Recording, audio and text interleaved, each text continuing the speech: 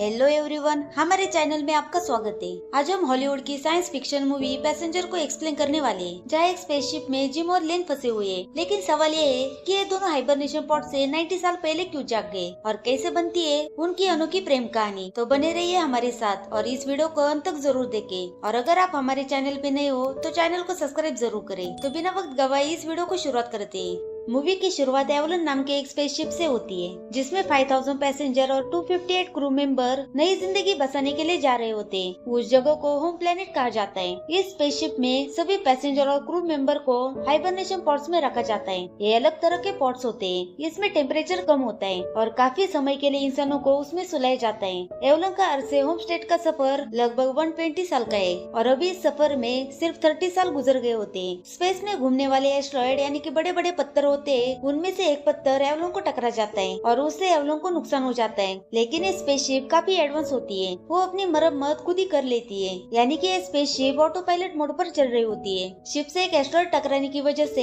एक hibernation pod अपने आप खुल जाता है, जिसमें से जिम नामक का एक मैकेनिकल इंजीनियर 90 इयर्स पहले जाग जाता है। जैसे ही जिम अपनी आंखें खोलता है तो उसके सामने एक स्क्रीन आ जाती है। उस स्क्रीन में एक लड़की जिम का होम स्टेट पर पहुंचने का वेलकम करती है। जब जिम हाइबरनेशन पॉड से बाहर आता है तब उसे चक्कर आ रहे होते हैं और वो वीकनेस महसूस करता है, क्योंकि वह एक लंबे अरसे के बाद जागा हुआ था। आगे जिम अपने केबिन में जाता है तो उसे एक स्क्रीन में लड़की दिखाई देती है। वो जिम से कहती है कि अभी स्पेसशिप होमस्टेड पहुंचने के लिए 4 मंथ इतना वक्त बाकी है। आगे वह कहती है कि यहाँ पे आपको स्पेस में रहने की ट्रेनिंग दी जाएगी और आपके नए नए दोस्त बनेंगे, आपको खाना दिया जाएगा। ये सुनकर जिम इस एक्सपीरियंस को करना चाहता है। आगे जिम अच्छे से तैयार होता है, पर उसे पता नहीं था कि सफर के बीच में वो अकेला जाग गया है। जब जिम तैयार होकर बाहर निकलता है तो उसे वहाँ पर उसके अलावा कोई दिखाई नहीं देता और खुद को अकेला पाकर बहुत परेशान हो जाता है। उसे कुछ समझ नहीं आ रहा था कि वो क्या करे। फिर वो आर्टिफिशियल इंटेलिजेंस के जरिए अर्थ पर मैसेज भेजता है, लेकिन उसे पता चलता है कि उसका मैसेज अर्थ पर डिलीवर होने के लिए लगभग 90 इयर्स इतना वक्त लगेगा। जिम ये जानकर होपलेस हो जाता है। आगे उसे शिप में बार काउंटर पर एक आदमी दिखाई पड़ता है, लेकिन उससे बात करने पर उसे पता चलता है कि वो तो एक रोबोट है जिसका नाम अर्थर है। वो रियल इंसान की तरह दिखता है और बातें कर सकता है। जिम अर्थर से ड्रिंक लेता है और बाद में अपने केबिन में जाकर सो जाता है। उसके बाद वो शिप के टेक्निकल रूम में जाकर वापस पॉट में सोने का तरीका ढूंढने लगता है। वो क्रू के हाइबरनेशन केबिन की तरफ जाता है, पर उसके पास उस केबिन में जाने का एक्सेस नहीं होता।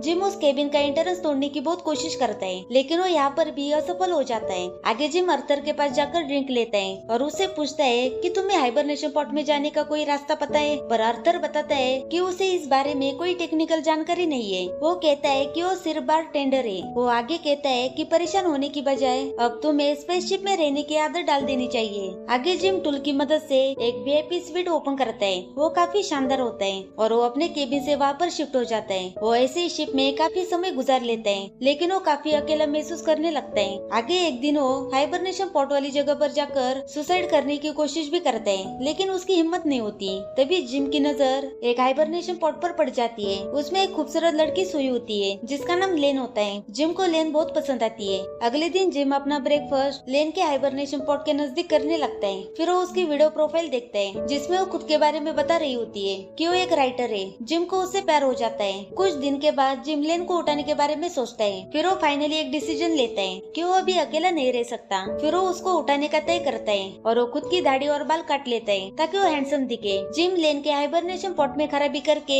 उसे हाइबरनेशन पॉट से नींद की हालत में से उठा लेता है। जिम उसे उठाने के बाद भागकर अपने केबिन में चला जाता है। उसके बाद लेन पूरे शिप में किसी न किसी को ढूंढने की कोशिश करती है। तभी जिम उसे जाकर मिलता है और फिर कहता है कि ऐसी ही टेक्निकल खराबी की वजह से उसका भी हाइबरनेशन पॉट ऑटोमेटिक खुल गया और भरोसा दिलाता है। और जिम लेन से ये भी कहता है कि वो उससे 1 साल पहले जाग गए हैं। ये सुनकर लेन बहुत परेशान हो जाती है कि आखिर वो अकेले यहाँ पर जिंदगी कैसे बिताएगी। अगले दिन लेन हाइबरनेशन पॉट में जाने के लिए इंफॉर्मेशन कलेक्ट करती है, लेकिन उसे कुछ भी पता नहीं चलता। उसके बाद हमें जिम और अर्थर को दिखाया जाता है। तब जिम अर्थर से कहता है कि तुम लेन को हाइबरनेशन पॉट से उठाने के बारे में कुछ मत कहना, सही वक्त आने पर मैं खुद उसे बता दूंगा। आगे जिम और लेन ब्रेकफास्ट करने के लिए जाते हैं, जहाँ पर जिम का ब्रेकफास्ट कुछ खास नहीं होता, क्योंकि वो पैसेंजर के 3rd ग्रुप से था और लेन 1st ग्रुप से होती है, इसलिए उसका ब्रेकफास्ट बहुत अच्छा होता होता है। वो अपना ब्रेकफास्ट जिम के साथ शेयर करती है और जिम से कहती है कि उन्हें हाइबरनेशन पॉट में जाने का कोई न कोई रास्ता ढूंढना चाहिए। लेकिन जिम कहता है कि पिछले 1 साल में उसने हर कोशिश की है लेकिन वह सफल नहीं हो सका।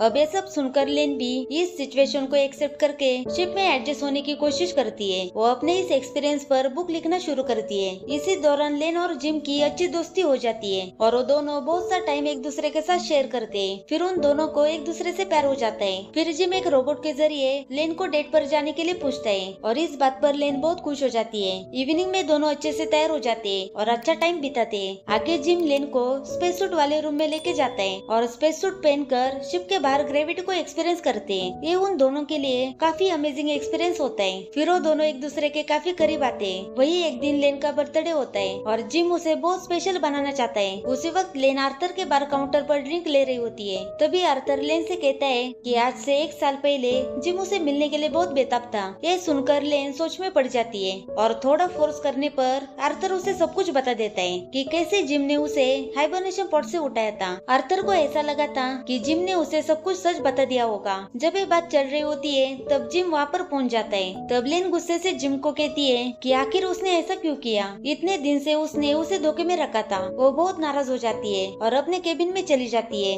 अगले दिन जिम लेन से बात करने की कोशिश करते हैं लेकिन लेन उसे बात करना नहीं चाहती और वो उसे इग्नोर करती रहती है क्योंकि वो अभी जिम से नफरत करने लगी थी। ऐसे काफी समय निकल जाता है। एक दिन जब लेन ब्रेकफास्ट करने के लिए बाहर आती है तब उसे वहाँ एक पेड़ दिखाई देता है जो जिम ने उगाया था। तभी उन्हें वहाँ पर एक आदमी की आवाज आती है। लेन और जिम उसके पास आते हैं। तब वो बताता है कि वो गुसमैन कुसो है और वो शिप के क्रू मैनेजर का हेड है। शिप के कुछ खराबी की वजह से उसका हाइबरनेशन पॉट भी ओपन हो चुका है। गुस बताता है कि स्पेसशिप में काफी फेलियर प्रॉब्लम है। वो खुद भी इसे ढूंढने की कोशिश कर रहा है। आगे वो कहता है कि अगर उन्हें स्पेसशिप के अंदर के फेलियर के बारे में पता न चले तो एवलन का ये मिशन फेल हो जाएगा और इस वजह से शिप में मौजूद सारे लोग मर सकते हैं। उनकी जान खतरे में है और वो तीनों मिलकर शिप को रिपेयर करने की कोशिश करते हैं। आगे गुस को काफी वीकनेस महसूस होती है क्योंकि वो काफी देर के बाद सो के उठा होता है। जब वो खांसता है तब उसके मुंह से ब्लड आता है। आगे गुस और जिम सोने के लिए चले जाते हैं। वही लेन स्विमिंग कर रही होती है लेकिन शिप में खराबी की वजह से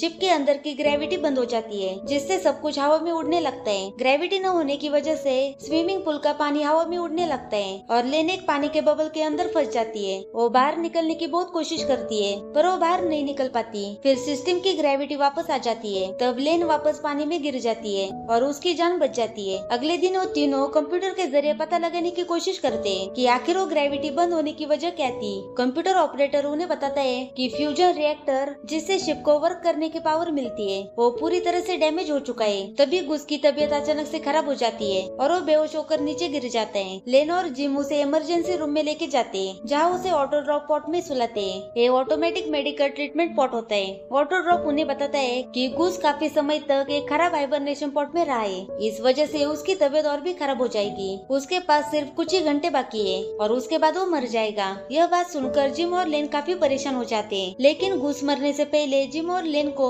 चिप आईडी कार्ड देता है जिसकी मदद से वो शिप के किसी भी हिस्से में जा सकेंगे। गुस कहता है कि उसके पास टाइम नहीं है इसलिए जिम्मेदारी मैं तुम लोगों को दे रहा हूँ। तुम दोनों को ये शिप रिपेयर करना होगा और अगर ऐसा न हुआ तो शिप पे सारे लोग मारे जाएंगे। गुस के मरने के बाद जिम और लेन शिप में होने वाले डिफेक्ट के बारे में जानने की कोशिश करते हैं। तब उन्हें पता चलता है कि स्पेस शिप से एक एस्ट्रॉइड टकराने की वजह से शिप में एक होल हो चुका है जिसकी वजह से प्लाज्मा हीट शिप के अंदर एंटर हो रही है इसलिए स्पेस शिप का टेम्परेचर बढ़ रहा होता है। जिम और लेन शिप के ऑटोमेटिक सिस्टम से वेंटिलेटर को ऑन करते हैं पर वो भी फेल हो जाता है। अब उनके पास एक ही रास्ता बचता है कि जिम शिप के बाहर जाकर खुद उस शिप के वेंटिलेटर को ओपन करे ताकि हीट को कम किया जा सके। जिम शिप से बाहर जाने की तैयारी करता है। वो स्पेस सूट पहनता है। तभी लेन जिम से कन्फेस करती है कि वो उसके बाहर जाने से बहुत डरी हुई है। अगर उसे कुछ हुआ तो उसे शिप में अकेला रहना होगा जो वो कभी नहीं चाहेगी इसलिए वो जल्दी से रिपेयर करके वापस आ जाए। जिम लेन से मिलकर बाहर जाता है और रिएक्टर के वेंटिलेटर को ओपन करता है ताकि हीट बाहर जा सके और एक डोर का शील्ड के तौर पर इस्तेमाल करता है लेकिन बहुत ज्यादा प्रेशर की वजह से वो उड़कर स्पेस में चला जाता है और उसका स्पेस सूट डैमेज हो जाता है। इस वजह से उसका ऑक्सीजन लेवल भी कम हो जाता है और ऑक्सीजन कम होने की वजह से जिम बेहोश हो जाता है। लेन को कुछ समझ नहीं आता। फिर वो शिप के बाहर जाकर जिम को शिप के अंदर ले आती है और उसे ऑटो ड्रॉप पॉट में डालती है ताकि उसे ऑटोमेटिक मेडिकल ट्रीटमेंट दे सके। रिएक्टर भी ठीक हो चुका था। जब जिम को होश आता है तब जिम लेन से कहता है कि ये ऑटो ड्रॉप पॉट एक इंसान को हाइबरनेशन कर सकता है और वो लेन से कहता है कि तुम इसमें सोकर होमस्टेड प्लेनेट पहुंच जाओ ताकि वो एक अच्छी लाइफ गुजार सके। लेकिन लेन ऐसा करने से इनकार कर देती है और कहती है कि वो एवलन में जिंदगी बिताना चाहती है। उसके बाद जिम लेन को प्रपोज करता है और लेन उसका प्रपोज एक्सेप्ट करती है और वो अपनी जिंदगी बिताने लगते हैं। आगे 88 ईयर के बाद जब सब लोग होमस्टेड पहुंचने से पहले जागते हैं तब वो देखते हैं कि एवलन के अंदर बर्ड और प्लांट्स है जिन्हें जिम और लेन आजाद करके छोड़ देते हैं और वो वहाँ पर वेजिटेबल भी उगाते हैं और अपने रहने के लिए इस जगह को काफी खूबसूरत बनाते हैं। शिप का क्रू ये सब देखकर काफी हैरान हो जाता है। लेन ने शिप पर रहने के एक्सपीरियंस पर एक बुक लिखी हुई थी जिसमें उसने अपने और एवलन की और जिम की स्टोरी बताई होती है और इसी के साथ मूवी यहाँ पर खत्म हो जाती है। Thank you for watching.